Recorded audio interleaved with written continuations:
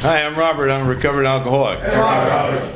I do surf, and I said to Kevin that whether you like nicknames or not, you get them.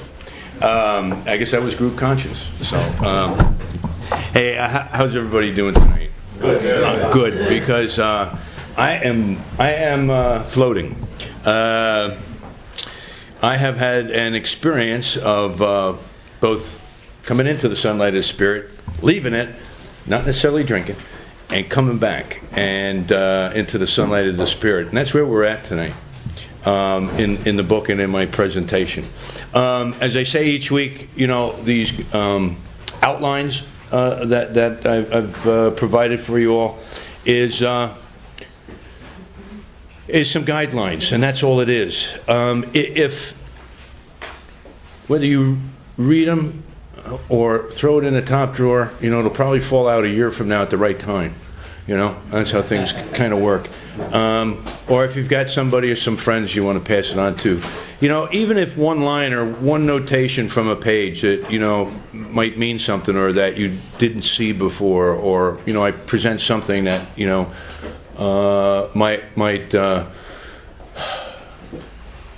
give you a kick, you know, then it'll be useful. You know, it's by no means, I'm no expert, haven't been here, you know, haven't experienced life long enough sober, in my opinion, to you know, nobody's an expert.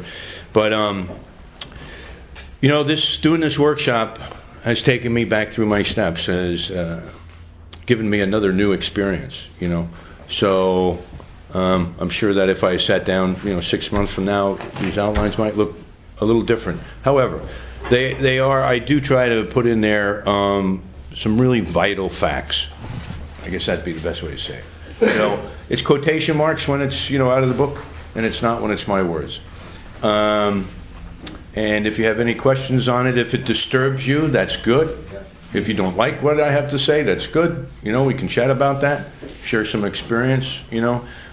If you've had the same experiences, that's good. And you're all going to be very fortunate to share in my 10th step tonight, because I put it right here on paper for you all to go along with me.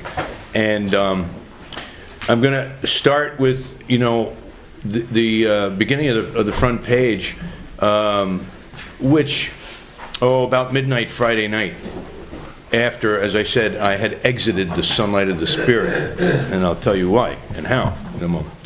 But the meditation that I had that night was brief and short and potent, and it was just turn all things into the Father of Light. And when I wrote that down, I was sitting in the front seat of my car down at the second annual Jersey Roundup down in whatever town in Jersey it was near the shore. I realized, well, I've heard that before. And of course that's from Bill's story, you know. And I went back, boom, page 14. And then in further meditation the next day, this is what came to me, and it's a little bit ahead of the story here tonight, but I want to get it out of the way. Like an infant, we need to be fed, constantly staying close to or into the nurturing arms to be quiet, to quiet my unrest, my noise, my thinking mind.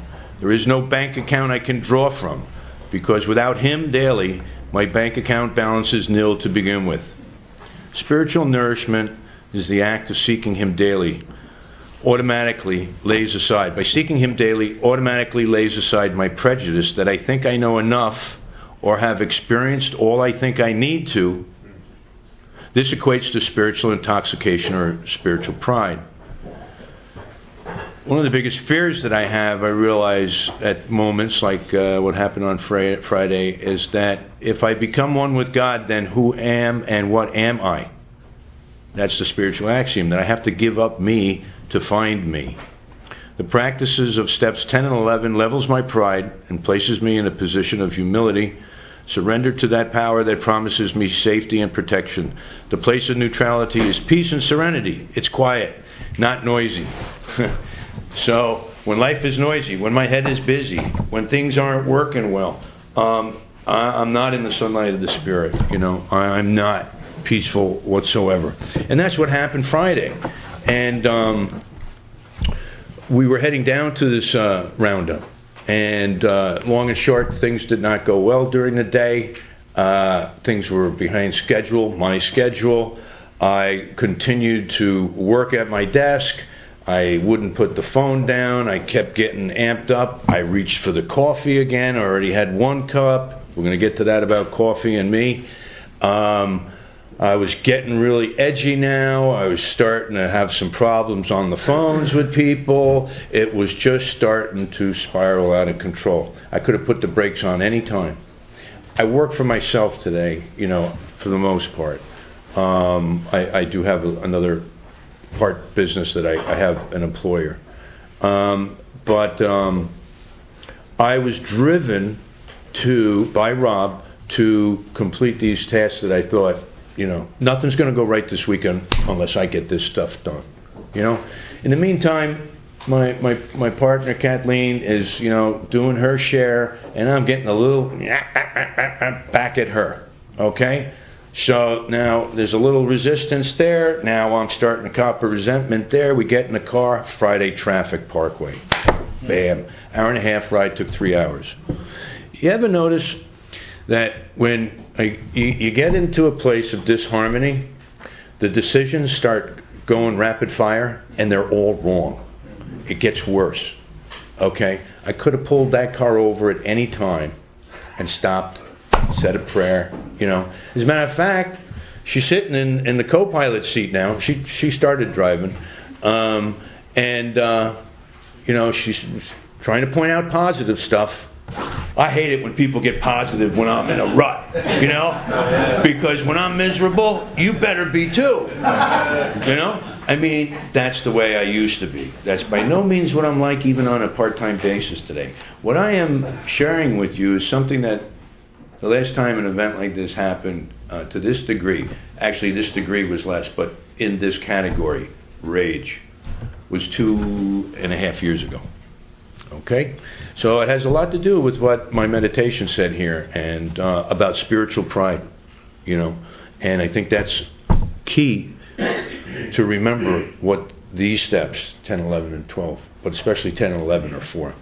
And 10 kind of gets skipped over a bit.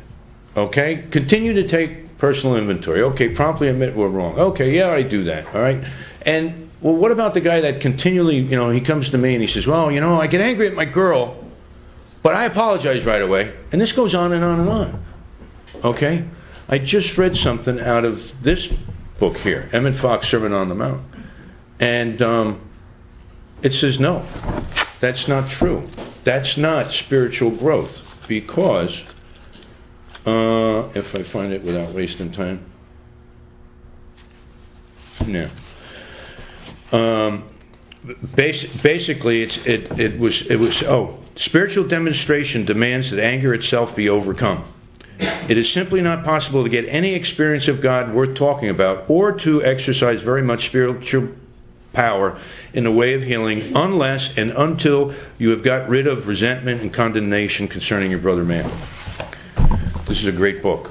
We say the Lord's Prayer a lot, and it picks it apart. It's one of Dr. Bob's favorite authors. And I'm going to refer to this book again, Dr. Bob's Library. I highly recommend it.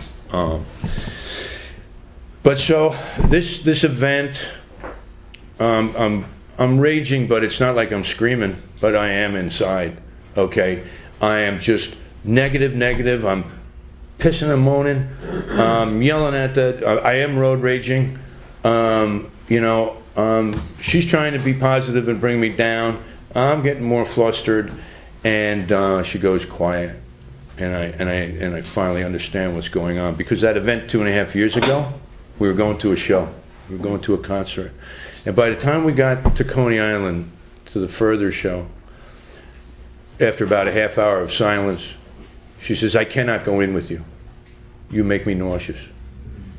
Okay? There really is something about my vibe. There really is something about my energy that I walk around with, all the time. And if I think that I don't affect people, well, let's refer to the tornado roaring through the lives of others, even sober. Okay? And you know what? I had a lot of shame associated with this that happened. We get there, we go out, she goes upstairs, we separate, we have to, I know, she needs space. And the first speaker, we were late, very late, missed the first speaker. Second speaker, Marie from Ontario, Canada. 30 plus years talking about the insanity and the second step. She was there last year. Phenomenal speaker. But what floored me was in the last few minutes, where she shared an experience after 30-some years, how, as she described it, with this one sponsee that she had been working with for 4 years, of which she was extremely, it was very difficult. But she said, at one point I snapped. She says, and I took her inventory for the last 4 years, and I told her everything I thought. But, like total taboo for a sponsor. And she did this and realized this woman was shaken, was crying, ran out of there and all. Well, Marie called her sponsor after the event, and after prayer, meditation, and all, realized, I have to resign as your sponsor. And that woman gave me the courage to start talking about what happened to me a few hours earlier, and then to put it down on paper here. Okay, because what happened the rest of the weekend, because I took these steps, I did this exercise that's at the bottom of the page, and it's right in the book. Okay, so let's look at page 84. Okay, and then I'll come back to, we're going to talk about actual meditation practices. Okay, we vigorously commenced this way of living. We cleaned up the past. We have entered the world of the spirit. Our next function is to grow in understanding and effectiveness. Not an overnight matter, must continue for a lifetime. Continue to watch. If I am an alcoholic of the real and hopeless variety, I am not going to remember a day, a week, or a month of the events the way they really are. My inventory proves that. That's why we write a lot. I do, and people that I work with, I have them write a lot, okay? So I'm going to watch for selfishness, dishonesty, resentment, and fear. That's what it says. When these crop up, when. It doesn't say if or maybe, next decade of sobriety, It says when. It's going to happen, okay? Now, in varying degrees, of course, okay? But when these crop up, we ask God at once to remove them. Well, I did not, and it kept getting worse. I just explained that to you. But now I'm at a place where, okay, I'm doing what I know I'm supposed to do, that I always do. Okay. I write these down. Okay. Now, before I go to we discuss them with someone immediately, I want to tell you how I do a 10-step, because this is, for me, a real simple segue into the 11th step,